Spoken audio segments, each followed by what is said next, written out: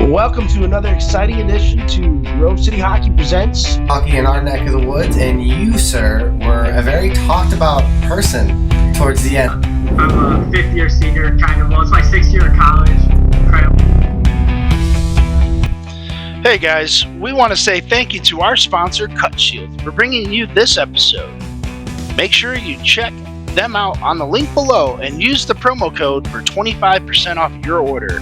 Used by all 32 NHL teams and players, Cutshield is the premier protective player clothing designed by players for players. Their innovative cut-resistant clothing has prevented serious injury to numerous players, including over 30 NHL players. Cutshield gives you the peace of mind to go out and play without worrying about injury. Use our promo code GroveCityHockey, all lowercase and no space, for an additional 25% off your order today.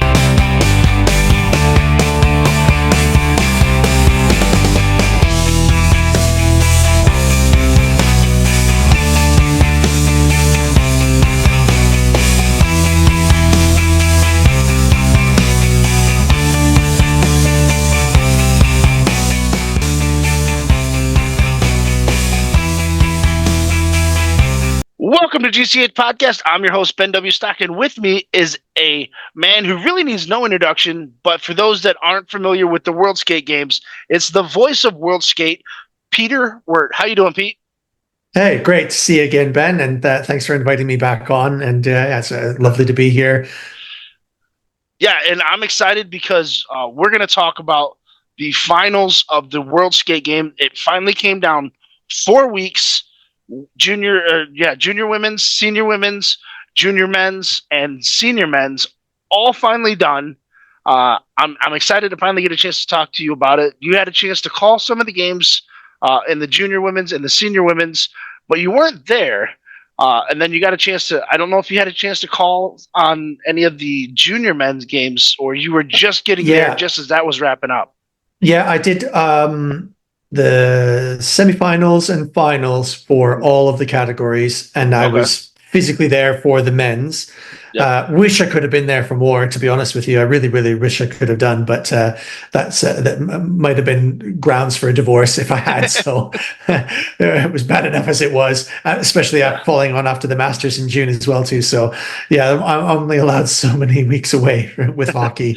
Right. No, and I think my wife would have said the same thing as well. And as I was watching a lot of the games, there was only one rink at this particular tournament.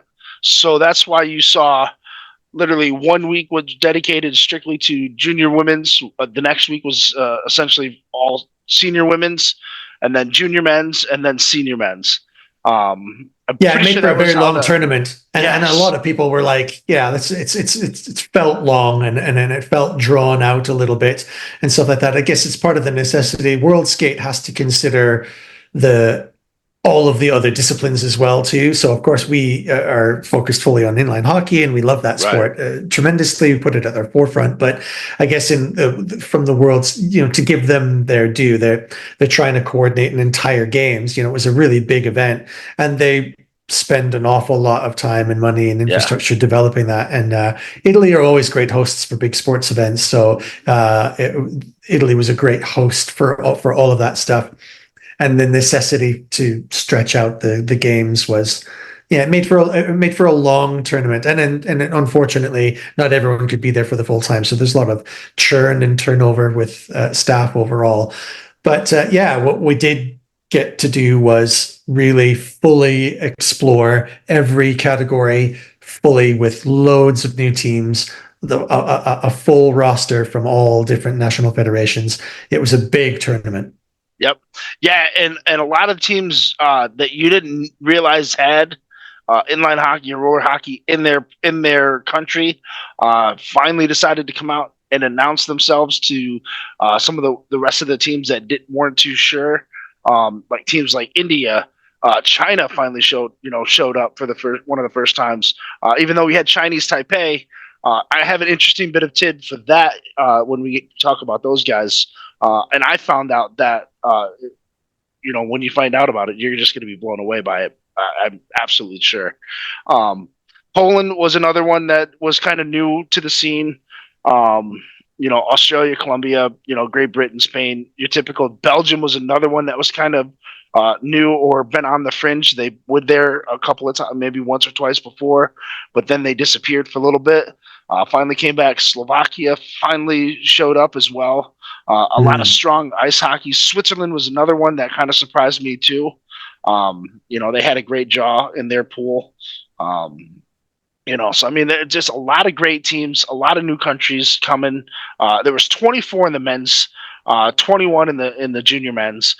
So I mean, that's insane amount. Like I said, India's another one, Chile as well. So it was really cool to see all of these new countries coming out, playing the game, seeing what kind of style they had, and seeing how they could stack up. Yeah, it was really huge, and I guess that's the interesting thing about inline hockey, and the way that for me, there's a kind of a secret formula there. This is the secret sauce for inline hockey in the way that it can break free from its inferiority complex against the ice team, and that it's so globally reachable because the infrastructure that you need, although it would be nice to have an arena and stuff like that, it's not necessary. There's an awful lot more scope for countries that just aren't snowy and cold for most of their winter season to be able to break into that game. So it's a game that's really globally accessible, genuinely.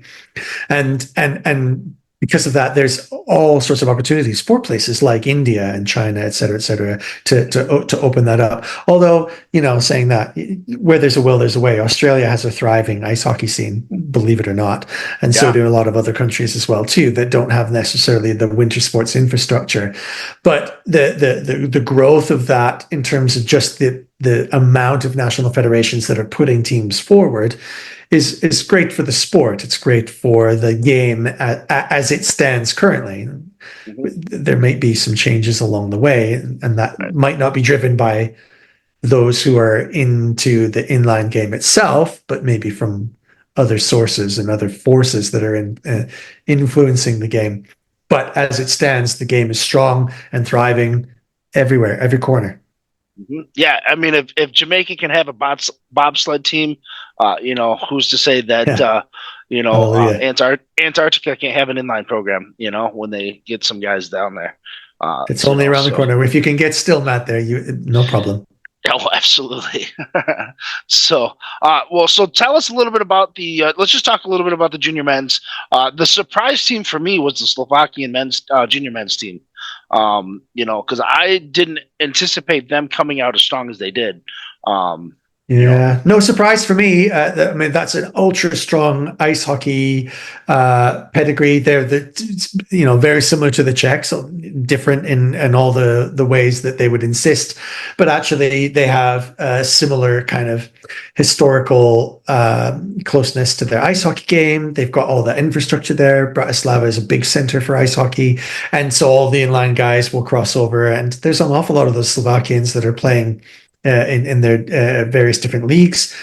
They've got a good infrastructure. They've got good hockey coaches and stuff like that. And it's just, you can't help it when it's part of your culture to be skating in one way or another with a stick in your hand and a puck. That, it's not far from almost your natural instincts. They're skating before they're walking. So it's good that they've been able to access actually the resources that they have to be able to put forward an inline hockey team. And I think that bodes well for the future. They did quite well in the senior men's, actually. It was one of although early on, like before the tournament, I probably wasn't reaching out to that team as a favorite. But once I saw them play, I thought they would do better than they did. And maybe they deserved to do better than they did, actually. They had some blips later on, certainly with the senior men's side.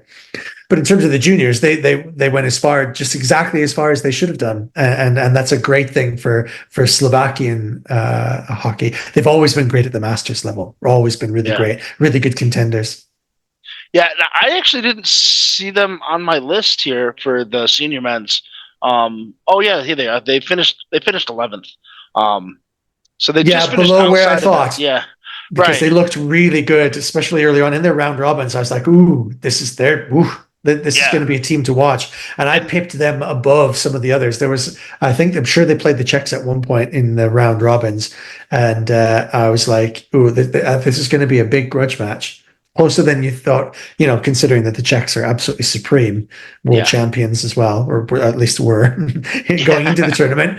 Right. So, I had very, very, very strong hopes for them. And I think that they faltered a little bit, maybe got tired and maybe got a little bit overwhelmed by the extreme talent and some of the momentum that the other teams had. So yeah, Slovakia is going to be strong up there. I think they're a top 10 side all day long. Yeah, it seemed like they had like one really solid junior men's guy who just like everybody, like I think that was what Haji was saying, was like everybody kept talking about this one kid from Slovakia, that was a young kid coming up from the junior men's division, and he just really seemed to be the go-to player that helped him out. But they had they had a tough game against France in the quarterfinals where they went into overtime. And then after that, it was not pure domination, as far as the rest of the teams that they played. So I mean, kudos to the Slovakians and the French team giving them hell. And then of course Namibia and Italy, that was also a very close game. And then once you got Slovakia and Italy in the semifinals, it was 6-3, was the closest there. But then again, it went into overtime in the finals as well with Slovakia and Spain. Yeah, and it was one exciting result, and it's like there was a lot of talk a little bit about the system, World Skate, Europeans. Why leave something simple when you can overcomplicate, right? Right. But actually, the results that they came up with consistently throughout all the divisions, it's the right ones. The best teams were playing the best teams, and we had the most exciting, dramatic finals and semifinals that you could possibly wish for. And there was the best teams were there and playing at their best at those times. So in that sense, actually, it turned out to be the right thing. And yeah, in terms of the junior men, for sure. Like, as you might remember, prior to the tournament, when it comes to the junior sides, both junior men and women, it can often come down to just one individual. There's a particular talent that comes out of nowhere. They've got their styles, but the ability of one person or a couple of people to individually change the demeanor of the whole team, it's much more prominent. And so you never know. That's why it's such a lottery. There could be one particular guy who is just skating his life off, and that can swing the difference one way or the other. Well, yeah. I mean, look at Chinese Taipei from a couple of years ago. They came out of nowhere, surprised everybody. This year they weren't. They were on people's radar, but they still did fairly well. But yeah, so that astonishingly well, considering that they only have one line and really only two players on one line. So right. That never change. How did they do that? Here's the crazy thing. Is that so? I was talking to Dominic Brown, who is the Asian Wheel Hub director over there. So he oversees pretty much all of the Chinese Taipei or Asian inline hockey area. So he teaches over in Hong Kong, I believe is where he was at. So we were talking about China, we were talking about Japan, we were talking about Chinese Taipei, or Taiwan, for those of you who don't know. The IOC just doesn't recognize Taiwan as its own independent nation. So that's why they go under the moniker of Chinese Taipei. But so what he was telling me was that they have, it's set up, they do like an Asian games for their particular country, and it's set up just like Little League. So you know how you have all of these teams from different towns get together and play each other, and then the winner of that particular team or that particular tournament goes on to the Little League World Series. It's exactly what happens that's how they pick their national team. Yeah, that's like what a good policy. Yeah. Why isn't it like that everywhere? Simple. But it's crazy because then, to me, that's crazy because we're picking our best players. You know, we got guys from California, we got guys from Michigan, we got guys from New York, we got guys from, you know, down in Florida, all over the country. Same in Namibia. You know, they got teams from this club. They got guys from this, you know, from the Coastal Pirates. They got guys from the Scorpions. They got these guys from the Badgers. You know, all of the teams, like especially the European sides, because you've got people playing in the various different semi-pro leagues all over the place. Mm-hmm. A lot in France, some in the Czech Extra League, some in Italy, some in Spain, all over the place. In Canada, United States, they all have the same problem, the geographic split or whatever. So you think, well, and they all complain. You heard it. I did an interview where it's posted as yet. I don't know, but you'll have to see if you can find it. But I did an interview with Tim and with Martin. Okay. And they were both talking about the difficulties they've got in getting players together and playing together and becoming a unified team as such within such a limited amount of time, because they're all playing with different clubs, different teams, different pro stuff in Narch and State Wars, etc. So that, you know, that everyone's kind of scattered about. Everyone complains about that. All of them. The GB complains about that.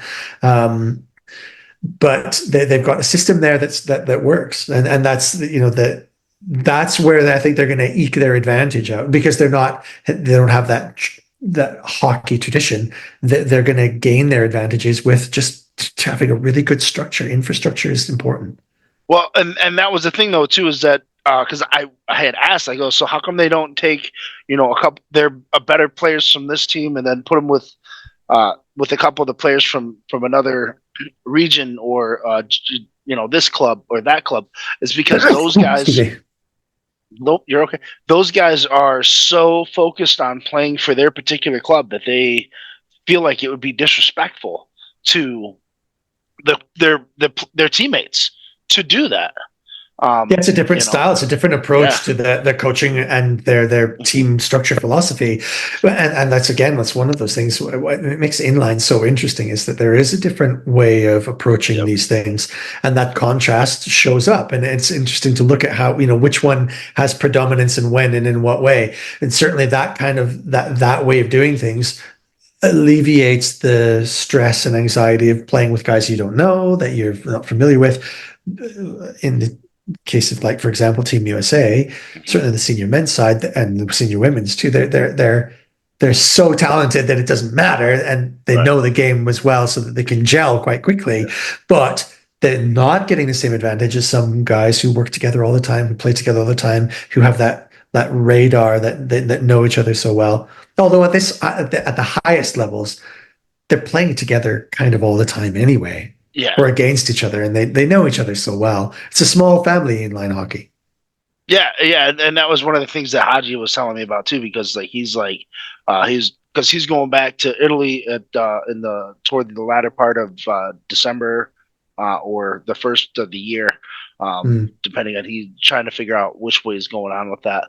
But he's like, yeah, you know, I mean, I love playing against the guys that are on Team Italy, and I love playing against some of the guys from Team France, you know, and some of the guys from Spain, because I see them, you know, in the European Championships, or I played them, you know, at Narch or, you know, at Palma Pro, you know, in different styles and stuff like that. So he's like, it's always fun to play those guys, and, you know, as a representative of Team USA or representative of Team Spain, and I think probably one of the best teams, you know, or the best federation that came out ahead outside of USA was probably Spain, because they took gold in junior women's, they took silver in senior women's, they took silver in junior men's.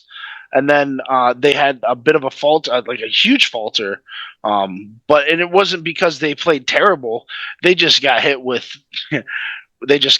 at the wrong time. They lost the wrong game, you know, and then they had to again, there's a little the system or whatever. France finally woke up. You know, they were quiet, and there should have been a super strong team, and maybe had their issues as well too. But I mean, Spain is this. If you think about the European situations where inline hockey is really thriving.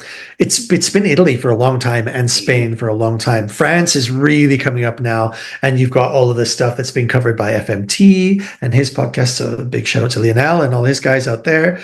They're covering that scene well. The French leagues, the Spanish leagues, and the Italian leagues have always been thriving. And I've known since I started playing inline hockey in Great Britain, known people, have come across people, played with people who have just come back from or are going to Italy, mostly Padova, and Spain, like Fuengirola or places like that. So they're out there, and those leagues are thriving, and then that feeds into the national side. It feeds in to the local players. It feeds into the infrastructure. The coaching is available. Someone like Boudreau, for example, from Canada, the Canadian Masters player, who plays like across every division, 50s on all the way down, and is prolific throughout all of them. But he's in Spain coaching, and many others as well too. So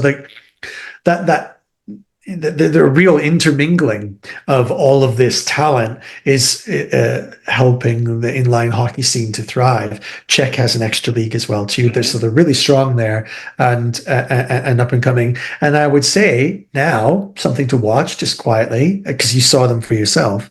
Switzerland. They've got a good league going. The German Swiss leagues, there's a little bit of feeding through there. Then they're kind of up and coming. They're getting a little bit better, starting to pay players, starting to stream their games. The Swiss games are streamed, et cetera, and watch for Belgium too. Watch Belgium up and coming. Yeah, I agree. They're developing an infrastructure too, so that's good. Yeah, I agree. It's definitely for me, it's Switzerland, Belgium. Colombia is another team that I think is going to be doing well. And Brazil, Mexico, I think is going to be an up and coming team in the next couple years. They had they're getting ready to do a change of the guard. I know they have a couple of their senior men's are going to be aging out and going into the Masters division here in the next year.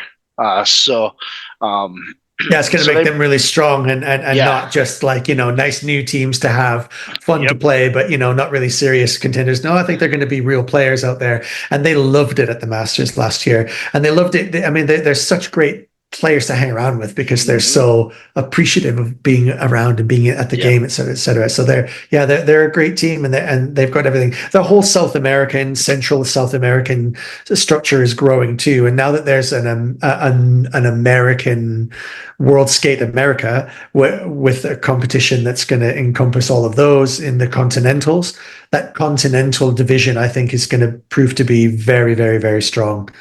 Yeah. Equal to the Europeans, I think, in some ways. Yeah, because not only do you have Venezuela, we talked about them, you have Ecuador, Colombia. They just had the Pan American Games where you had Canada, Canada, USA, Colombia, and Ecuador in that tournament. Mexico was supposed to go to that one, but they had to pull out the last minute. Venezuela, like you said, it's up and coming. Colombia, Chile, Colombia as well. I think that was the timing with that. They probably just couldn't get the funds ready for that. Argentina, another prime example of a young up and coming team as well. Colombia and Argentina stand out in South America for sure. As teams that have really. You can't call them developing teams anymore. You can't call them in the early stages. They're in the mix now. Colombia especially. They're right up in there in the top sort of the top 10 teams in the world, maybe top 15. You know what I mean? They're right, very, very strong. Earned their place in that table. Yep, and we can't forget about Brazil too. Another strong team. Always right there on the verge. If they ever really access the talent that's available in that country, they're going to storm up ahead. Yep, I agree with you there. So tell me about your favorite moment at the World Skate Games, because I have a feeling I might know the answer to this. But I want to hear it from you, because there were so many great moments, there were so many great memories, so many great games. But what was some of the things that really stuck out to you? just the fabulous way that the Spain juniors did what they did, you know what I mean, and the way that they played, you know what I mean. It's fabulous to watch them, and it's a beautiful game. When you watch them, you're just like, bravo! It's a dance, and the way that they play it, and I think that's testament to the strength that they've got and the talent that they've got coming forward. So that's going to be good for Spain going forward. I think. Watching USA just apply themselves to the goal, like that, the mentality that they bring, that energy and the enthusiasm that they bring to the sport, I think is it's so important for us. I think it's just the way that they take it so seriously. You know what I mean? I can remember seeing Travis Noe doing his pregame and stuff like that, and really just like giving it as everything, you know what I mean? They threw everything into that. So there's something quite inspiring about that takes us away from this notion that inline hockey is just a nice little sport for a bunch of kids out in the street somewhere. No. These guys are absolutely serious, dedicated, 100% into this, fully focused athletes. And so that was really great for me. And you're not wrong. The absolute outstanding moment for me. Although actually, an honorable mention to Chinese Taipei, who absolutely outstanding play. And the what they achieve physically, like just as I'm a sports scientist by trade, so the physiological effort and achievement that some of that first line could perform. It's astonishing that they could score goals in the later half of a second half of 60 minutes after playing every minute of every game over a whole week. It's astonishing. They were unbelievable. But for sure, nothing was gonna overcome the memory and the thrill and the excitement of watching Namibia just shine, and their coaching and the people around them, everyone in the arena, all the other players, even the Italians, the local Italians who are rooting for their team, are watching Namibia just going, yeah, go on, win, go on, you guys go ahead and do it. It was astonishing, and their humble belief that they could do it. There was no moment. There's not like the Yanks when they roll up and they say, step out of our way. We're here to win. And we're going to do it. Right. There's none of that. There's none of that bravado. They're like, well, we're just going to do the best that we can. We might even show up. You never know. And then they just go bang, bang, bang, bang, one after another.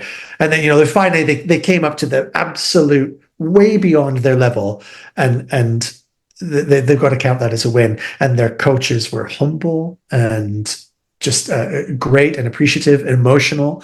It was brilliant to be a witness to that kind of emergence of that side and the drama and the theater of sport. Because I'm a kind of a pure old sportsman, and I've been a teacher of sport for years. And if that doesn't inspire us, then nothing will. It's the very essence of sport and in its purest form, of how you can overcome adversity and how you can overcome every aspect of the physical body that you have and the mental brain that you have with it, and achieve what they achieved at that level is fantastic. Yeah, fantastic. And I think a lot of people may forget that Namibia played behind quite a bit in this tournament. They would slow start. Or it was tied. Or it was tied for majority of the game, and then they would get a last second goal, or within the last minute or two. Like they were teasing us. Like they were playing with our emotions. But the goalie was phenomenal. He played on top of his head, 99% of the time as well, making incredible saves that you weren't expecting him to be making. Because he hasn't really shown that those are the type of saves that he could make, but he clearly stepped up as well and was on a whole nother level. Every part of the team was running, the whole machine was running. And I think a lot of that, the players were on the pitch and they were doing the job and they were doing sweating the sweat, but from the coaching perspective as well too. I really want to admire the coaches and the way that they set that team up so that they could win, so that they could access their maximum. And when they did access their maximum, they could do it again. They had another one. They had another tool in their toolkit to access, and they had a plan B. So that's the full package. That's the full package.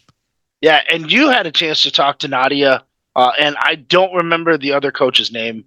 He again he's not really much in the inline scene when I was there. He was more of the field hockey guy.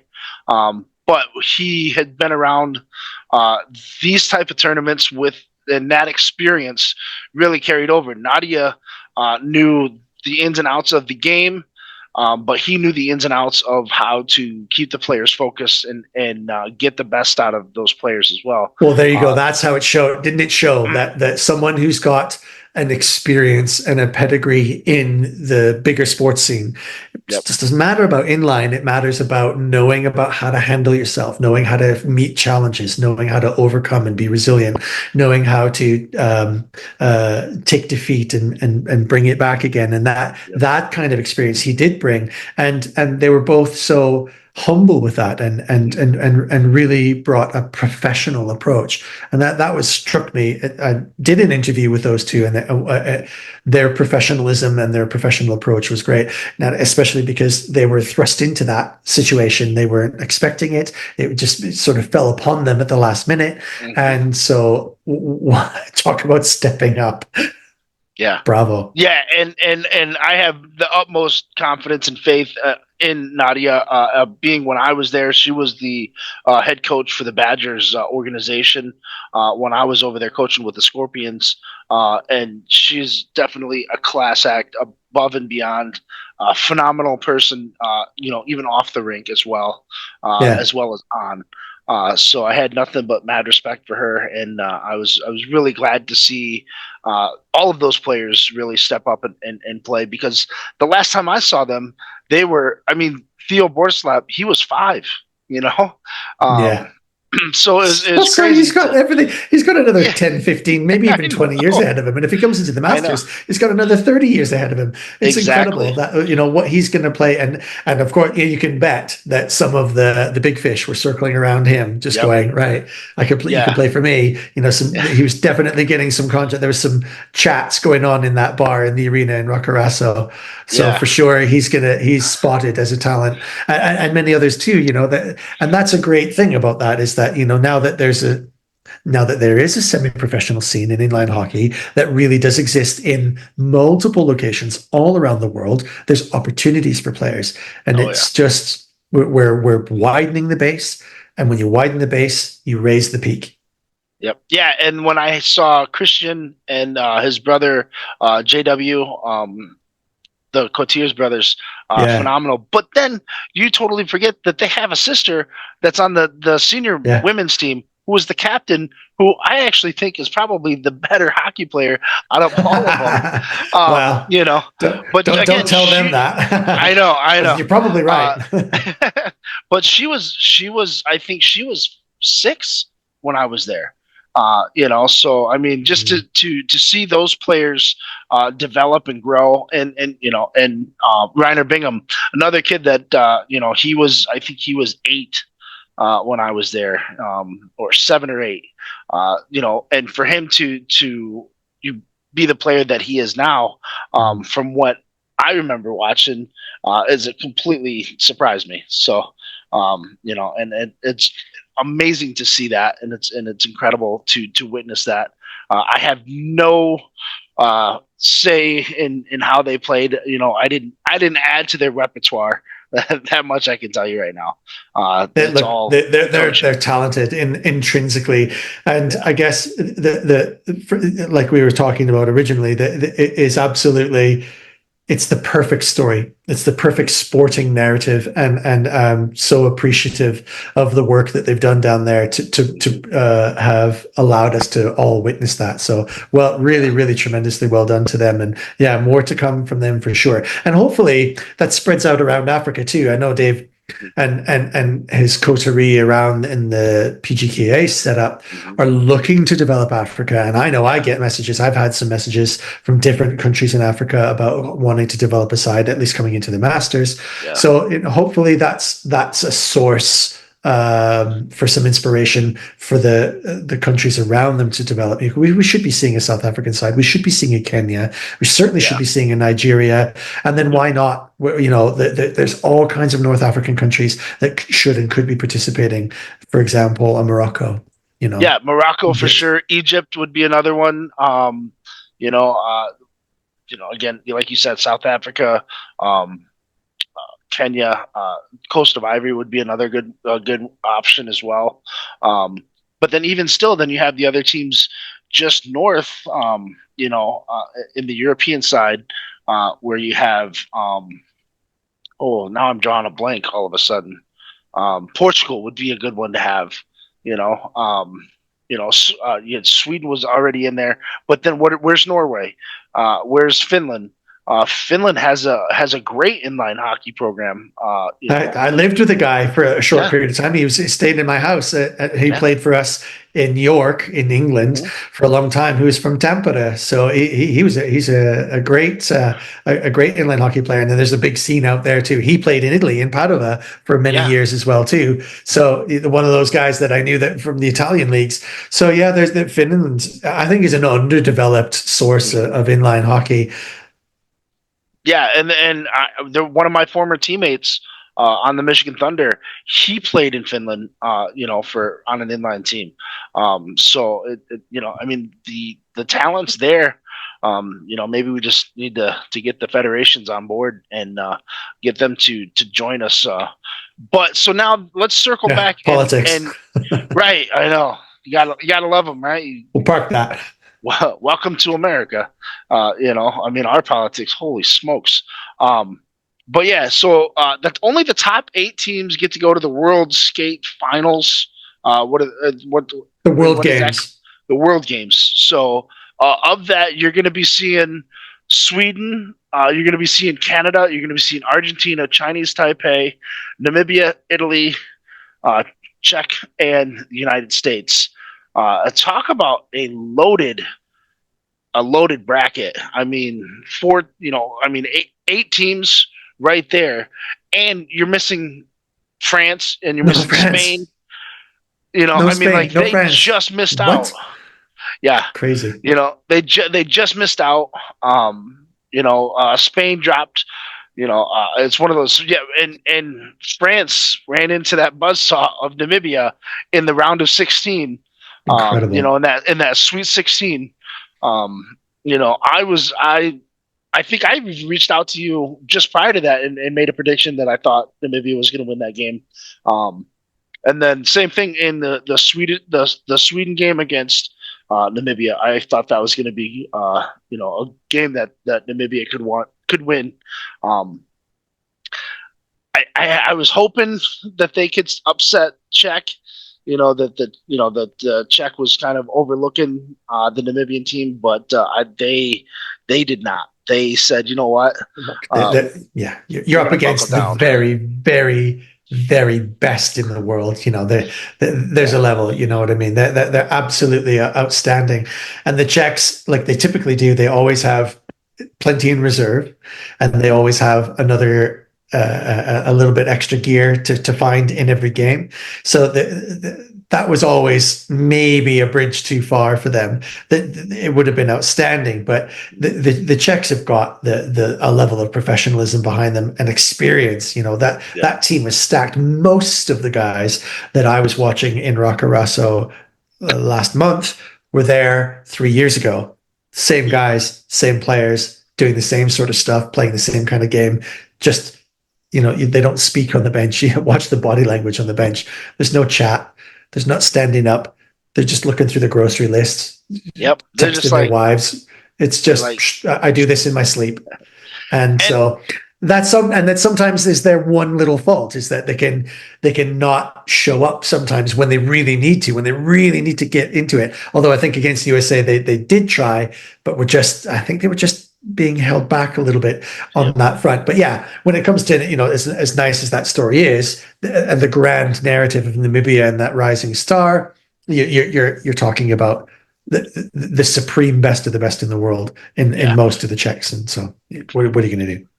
But I will say that it was the score, was 5-2 in favor of the Czech Republic or Czechia. But I want to believe, if my memory serves me correct, that it was 2-2 for a good duration of that third period, and it wasn't until that later half in that third period, or that second half, that that the Czech got a goal here, and then it was another goal here, and then I think one of them was even an empty net, if I'm not mistaken. Or maybe they were empty netters. Yeah, that had to be. But they were, again, they were teasing us. You know what I mean? They're just enticing us with the opportunity that they could happen. Something could be an upset here. But if witnessing the game in itself, you could see that it was one-way traffic for most of it. And, there's some really good luck, really good opportunities taken, but it was just a matter of Czechs just going, are we ready to score, everyone? Shall we? Okay, let's go. Bang. Like clockwork. We're done. Yep. Okay, next, should we just score another one? Just put this to bed. Thank you. Okay, ready? 1, 2, 3. Bang, score. Then let's move on. Yep. Just enough, not more. Yep. Don't need to. And then in the finals with USA taking on the Czech, you had the number 1 goaltender, Troy Redmond, taking on the number 2 goaltender. Haji told me okay. I appreciate you're American, and that you'll take that on board. He was the number 1 goalkeeper for the tournament, statistically speaking. But when you talk about Brabec, you talk about the greatest goalkeeper in inline hockey. He's one of the greatest, but he wasn't having his best game. He just wasn't, and he's against maybe the best inline hockey players that have played. Some of the guys are outstanding. When Itan really got his head going, he's unstoppable. He's the unstoppable force. And with Travis setting things up, and then some of the other guys too, like some of the others, maybe not such big names, but like the players that I mentioned in my commentary were like, they've really stepped up. Yeah, you had Corey Hodge, Garrett Ross, Nick Delamorte. Delamorte for me. Yeah. Delamorte spelt death. He was absolute death. Just, he was really a force there. Kraft. Yeah, Tyler Kraft was another one too. I feel like I'm the DiMartino brothers. So I mean that's the thing. There you go. Look at that. USA are a block. And there's not a weak point in anything. It's like Alcatraz. There's no weak point. There's no escape route. You can't, like, in a minute, we're going to have some relief because line 3 is going to come on because they need to rest the top guys. No, that's the top guys. They're all the top guys. All of them. Every single one of them are all the top guys. What do you do against that? There's no respite. It's tough when you can go, hey, we need a goal. And it doesn't matter who you send out there. They can get you that goal, and that was the other thing too, is that McManus was talking about, as well as that is with such a deep talent pool here in the U.S., you could have picked 3 or 4 different teams and have different line combinations with all of these players that we have, and still probably come out on top. Because of how deep everything was, Yeah, and that's something that's, for me, there's like an overarching narrative that covers all of inline, and it's that there's a level of professionalism that's being applied to the game that hasn't always been before, that's starting to tell. And that, you can spot where that level of professionalism, that level of dedication, that proper sporting approach is being applied, because it's making teams come up out of nowhere, or it's making teams like Team USA unbeatable for those reasons. And then USA has this depth of talent to choose from, a great infrastructure in inline hockey growing all the time, et cetera, et cetera. So yeah, I think Team USA are going to be hard to beat across the board in all divisions for a while. Yeah, Yeah, and that doesn't even include some of the young kids that they got coming up. Delamorte is a prime example of that young squad. But then you have guys like Ryan Marker, who was the captain for the Pan American Games, and Aiden Schweitz, Julio Fernandez, the goalkeeper there, who's on his way up. Plenty of people to take in the place of Etan when he moves up to the Masters, which I can't wait to see. That's going to be incredible. And he actually could have been there this last year, if I'm not mistaken, because I think think about that. Which is insane. And he was one of the top scorers this year in the tournament. So and he just seems to keep getting better like a fine wine. That's for sure. Yeah. He's turned everything around, and we're all watching. We're all watching, and it's great. Yeah, we're all like, "Where's the fountain of youth that you found, bud? Because we want some of it." Yeah, he's tapped into some pretty gravy sauce there, and it's great, and good on him. And I genuinely hope. And it's a wide open, welcoming invitation to him into the Masters. I genuinely hope he brings that to there, because it's just going to feed us, and we hope to give him that opportunity to share his talent with the old timers as well too. So yeah. Well, so now speaking of the Masters, you have some news that you want to share with us. Why don't you go ahead and give that out? Okay, dates. What are the dates? We only just decided this yesterday, so let me make sure I got these right. But dates are sorted. I can't say where for sure yet, because we have yet to sign the paper. Okay. But for sure, the Masters are going to be 100% going to be. We're thinking about extending it a little bit because it's quite a lot. But let's say 25th of May to the 1st of June. Oh, nice. 25th of May to the 1st of June. 2025. So awesome. Watch out for this. And it's going to be in Europe. Okay. Surprise. It's going to be in a big stadium, the big famous Olympic Stadium. As soon as the ink is dry and the signatures are signed in the next couple of weeks, we'll let people know. But it's going to be in a big Central European location, big stadium, 2 rinks, and we are, okay, this is an exclusive now, so this is just for you. Big exclusive. Okay. Cool. Women. We're going to have a women's tournament. Yeah. That's awesome. That's so cool. So we're just finalizing how that's going to be pulled together. It might be, to start with, an initial kind of small potted tournament, just because we have to see the interest. We have to build some interest. Right. We have to feed it out there and stuff like that. Mm-hmm. But we're looking at having a little bit of a tournament, a trial, to see if we can get some women Masters. And then if it works well, then the following year, which we are almost close to sealing as well, and probably will confirm while we're in Europe next year. Okay. Then I think that we could be talking about a 4th full Masters, Veterans, Legends, and Women's division. Oh, that would be amazing. Talk about growing the sport, and being more inclusive and allowing the women's game to finally showcase the talent that they have.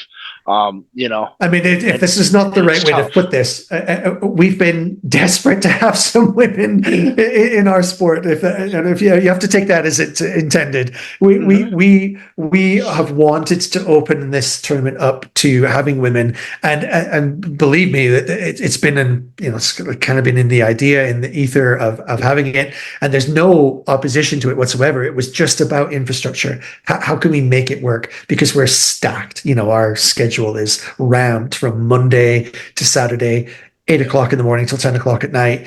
And we're volunteers. In the Masters, this is not World Skate. We're not big money players. We're all volunteers. Getting it in the neck from my wife every time I dare to say that Masters is coming up again. And, I'm very careful about how I introduce that. So in that sense, it was always just a case of, where do we fit it? Where do we put it? And how can we prioritize this? And it takes a lot, but we were getting the hang of this now. We're getting the hang of being able to get the infrastructure right, and the infrastructure is critical. So we've got a good kind of format for schedule. It's a little different than WorldSkate because we can do that. We can stretch those rules a little bit because we're independent in that way, and so we can really run a tournament that's centered around players. And it puts the players at the heart of everything. So what's best for them, what they're going to enjoy and what they're going to be happy with. And it's going to be fun and friendly, everything that you want in terms of an intense professional competition, but with all of the atmosphere of the beer league that you crave at that tender age. And finally, and gladly and welcomingly, we're going to have a women's competition as well too. So I'm thrilled about that. At least a small one to start, and then we're going to grow from there. And okay, here's another exclusive for you. And this is from me directly out to those senior veteran masters women players out there, experienced players. We're looking for people to come and be a major part of this in terms of the MIHA executive committee. Do you want to run this? You want to be a part of it? You want to be involved in setting the rules and the tone and the infrastructure and making it your tournament? I think it should be a woman in charge. So we want that. So the shout is out there right now, exclusively here on your podcast. Oh, I appreciate that. We're looking for executives to take charge and take a leading role in women's masters inline hockey. Well, there you have it. I mean, Call me. The ball is now in your court, or the puck is now in your court. It's on your stick. It's up to you guys to take the shot. And hopefully you guys will step up, take the challenge, and put the puck in the net for women's athletics here. And I can certainly already think of a couple of names, particularly people who I've seen play from the USA who might like to take up that role. And I would love to work with them. So, I think you know who you are. So I'm waiting. Right. What do they say? DM me. Send me a DM. Yep. Yeah. So. All right. Well, that's going to do it for this episode, Pete. I cannot thank you enough for taking the time to talk World Skate Games with me. I appreciate you 100%, and I'm looking forward to our next chat because we're definitely going to bring you back on closer to the start of the MIHA tournament.